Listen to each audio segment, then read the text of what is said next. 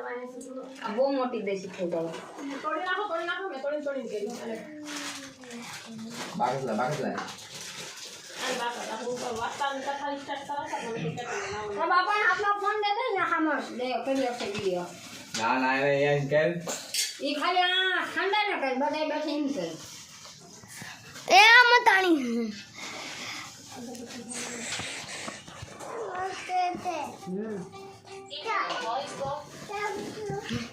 Hello उड़ा पर सारी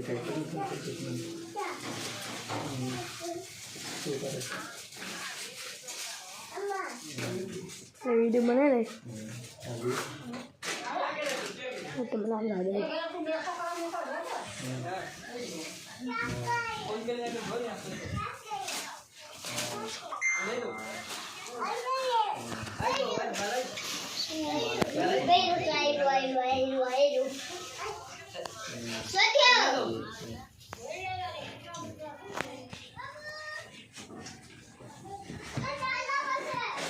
बाहर जाता ना है कोई तो मैं आपको रानो पूछी कोई इनको भी हो हां भी सारी कर कहां काय वाला बेस हां ना उठे को दिन भी शाम नहीं भी बेस सूस से लगा है भी मुझे नहीं भी माता जी बस के पकड़ो दुखावो बेला भी आवश्य बेउ से कई वांगे रे पण एक बे माणा हारे मत कई हां चलो उठे को दिन ने भी उन्ने भी तो पेड़ा आपको कैसे बना हम भी नहीं और उठा को तो हाथ से मार देना के हां संपी दिन दवा कर इन दवा कर जो बेओ हमने मालूम नहीं पड़ा आज चालू हो अपन दी बेओ आला मैं किदू ना तो वीडियो तो कर बाबू चुपचाप बैठ जा जो मुझे वीडियो करूं तू खाने दे दे को भाई आए तो मला मुत्ता लायचं हा दादा ठीक आहे तो मला मुत्ता चिम आमा खाइ फालेन ताको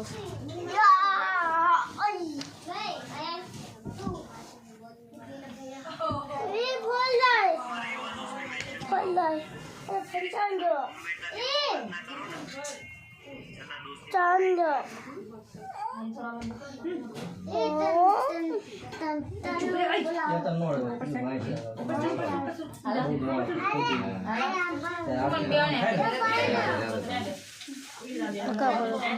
बोलो संतोषी माता की जय। उसके साथ बैठे थे 6 कमाने वाले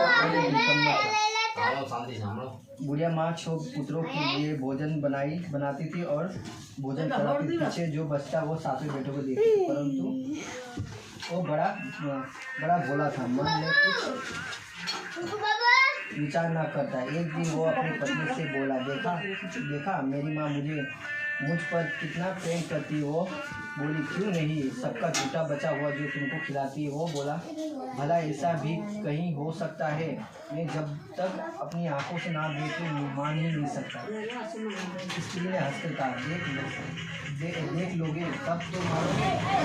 3 बार बड़ा त्योहार आया, 7 प्रकार के भोजन और चूरमा के लड्डू बनाए और सब बात जागने को दुखाने का बहाना करके पतला वस्त्र ओढ़कर रसोई में ही सो गया और कपड़े में से सब कुछ देख रहा था। छो भाई भोजन करने आए। देखा माँ ने उनके लिए सुंदर पकवान बिछाए और 7 प्रकार की रसोई परोसी और भोजन कराने लगी। वो देखता रहा।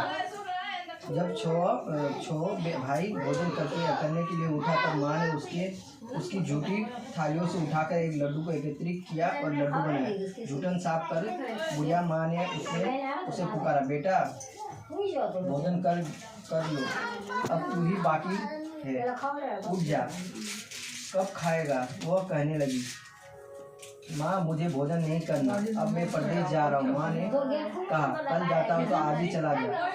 वह चल दिया और तथा घर से बाहर निकल गया। चलते समय अपनी पत्नी की याद आई। वो गौशाला में कंधे खा रही थी। वहाँ जाकर बोला, हम जावे परदेश आगे कुछ काल, तुम गई हो संतोष से धर्म अपने काल। वो बोली, जाओ पिया मेरा सोच हटाई, राम भरोसे हम है, ईश्वर तुम्हें सहाय। यह सुनकर वो अपनी अंगूठी देकर बोला, अपनी निशानी मुझे दे दो। वो बोली, मेरे पास क्या है, यह गोबर भरा हाथ है, कहकर पीछे गोबर के हाथ से छाप लगा दी। वो चल दिया। चलते दूर देश में एक साहूकार की दुकान पर जाकर कहने लगा, भाई मुझे नौकरी पर रख लो। व्यापारी को नौकर की जरूरत थी। वो बोला, ठीक है। उसने पूछा, तनख्वाह क्या दोगे? साहूकार ने कहा, जो काम देखकर आपने अच्छा लगे वही दे देना। वह नौकरी करने लगा। थोड़े दिन में दुकान का लेन देन, हिसाब किताब, ग्राहकों को माल देना बेचना इत्यादि सारा काम करने लगा। साहूकार के साथ नौकर थे, वे सब उसकी होशियारी पर चक्कर आने लगे। सेठ ने काम देख उसे 3 महीने में ही आधे मुनाफे में हिस्सेदार बना दिया। 12 वर्ष में अपनी नामी सेठ बन गया। अब बहू पर क्या बीती सुन लो। सास ससुर उसे बड़े दुख देने लगे। सारी गृहस्थी का काम कराते, लकड़ियाँ लेने जंगल में भेजते और आटे की बची हुई बनी हुई रोटी उसे देते तथा नारियल के कटोरे में पानी देते। इस प्रकार वो दिन गुजारने लगी। एक दिन वो लकड़ी का लेने जंगल की ओर जा रही थी। रास्ते में बहुत सी स्त्रियां संतोषी माता का व्रत करती दिखाई दी। उसने खड़े होकर कहा, बहनों, ये तुम किस देवता की पूजा का व्रत कर रही हो? इसके करने का फल तथा व्रत विधान मुझे भी समझाओ, मैं भी आपका बड़ा उपकार मानूंगी। एक स्त्री बोली, सुनो, ये संतोषी माता का व्रत है।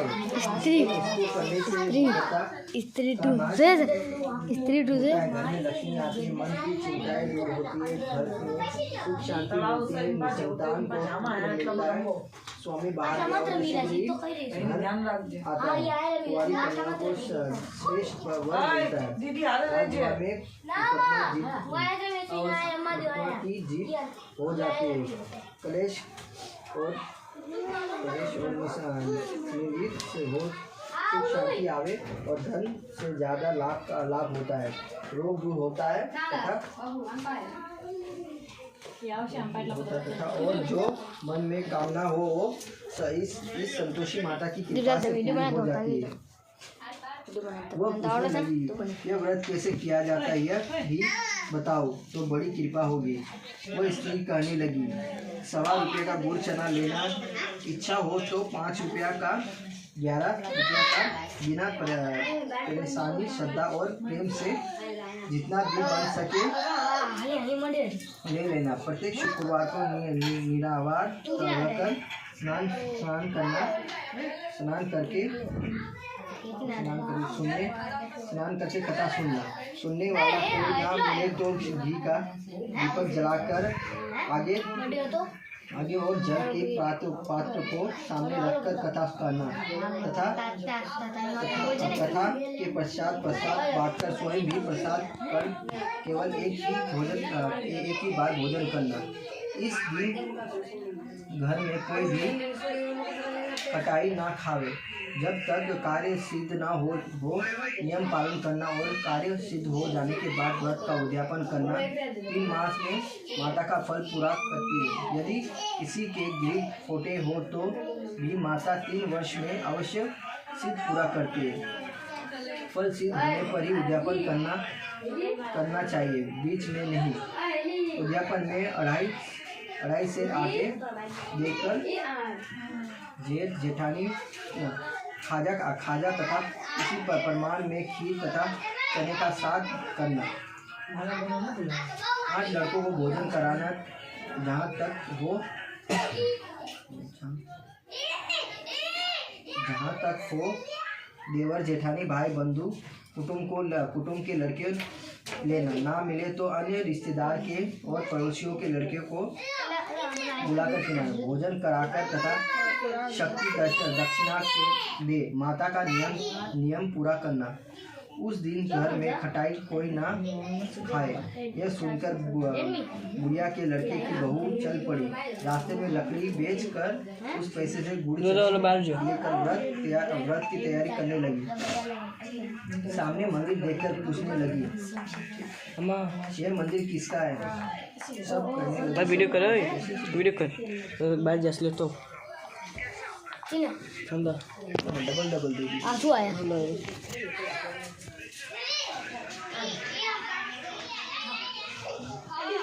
मंदिर में जाकर माता के चरणों में लेट गई और विनती करने लगी। माता, मैं अज्ञानी हूँ, व्रत के नियम नहीं जानती, बहुत दुखी हूँ। हे माता जननी, मेरा दुख दूर करो, मैं तेरी शरण में। माता को दया आई। एक शुक्रवार बीता कि दूसरे शुक्रवार को पति का पत्र आया और तीसरे शुक्रवार को उसका भेजा हुआ पैसा है। यह देखकर जेठानियाँ उसे सिकोड़ने लगी, में पैसा आया, इसमें क्या बड़ाई है? लड़के ताने देने लगे कि अब काकी के पास पत्र आने लगे, रुपया आने लगे, अब तो वो काकी खातिर बढ़ेगी, अब तो काकी बोलने पर भी नहीं बोलेगी। बेचारी सरलता से कहती, भैया कागज रुपया आना तो हम सबके लिए अच्छा है। ऐसा कहकर उस आंखों में आंसू भरकर संतोषी माता के मंदिर में आ मातेश्वरी के चरणों में रोने लगी। माँ, मैंने तुमसे पैसे कब मांगा है? मुझे तो अपने स्वार्थ से काम है। मैं तो अपने स्वामी के दर्शन और उनकी सेवा मांगती हूँ। तब माता प्रसन्न होकर कहा, जा बेटी, तेरा स्वामी आएगा। वो खुशी से बावली होकर घर में जा काम करने लगी। अब संतोषी माता का विचार करने लगी, इस भोली पुत्री को मैंने तो कह दिया तेरा पति आएगा, परंतु वो तो इसे स्वप्न में भी नहीं याद करता। उसे याद दिलाने मुझे ही जाना पड़ेगा। तब माता उसके पति के पास जहाँ स्वप्न में प्रकट हुए कहने लगी, साहूकार के बेटे सो रहा है या जाग रहा है? वो कहने लगा, माता सोता भी नहीं हूँ, जागता भी नहीं हूँ, बीच में ही हूँ, कहो क्या आज्ञा है?